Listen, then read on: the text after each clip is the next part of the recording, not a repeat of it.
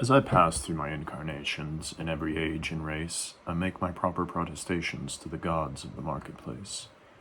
Peering through reverent fingers, I watch them flourish and fall, and the gods of the copybook headings, I notice, outlast them all. We were living in trees when they met us. They showed us each in turn that water would certainly wet us, as fire would certainly burn. But we found them lacking in uplift, vision, and breadth of mind, so we left them to teach the gorillas while we followed the march of mankind. We moved as the spirit listed, they never altered their pace, being neither cloud nor wind born like the gods of the marketplace.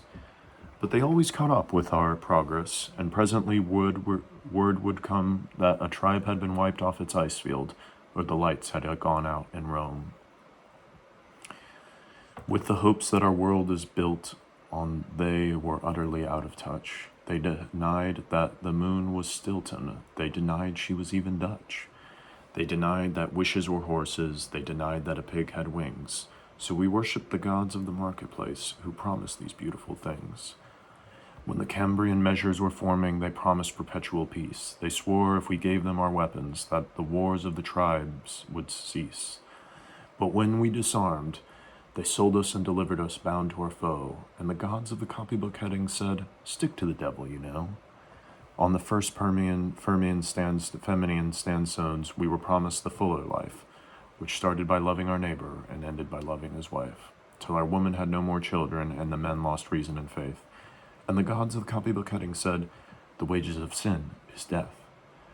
In the Carboniferous epoch, we promised abundance for all by robbing selected Peter to pay for collective Paul. But though we had plenty of money, there was nothing our money could buy, and the gods of the copybook heading said, "If you don't work, you die." Then the gods of the market tumbled, and their smooth-tongued wizards withdrew, and the hearts of the meanest were humbled and began to believe it was true. That all is not gold that glitters, and two make four. And the gods of the copybook headings limped up to explain it once more. As it will be in the future, it was at the birth of man. There are only four things certain since social progress began: that the dog returns to his vomit, and the sow returns to her mire, and the burnt fool's bandaged finger goes wobbling back to the fire. And that after this is accomplished, and the brave new world begins, when all men are paid for existing, and no man must pay for his sins, and surely as water will wet us, as surely as fire will burn, the gods of the copybook headings with terror and slaughter return.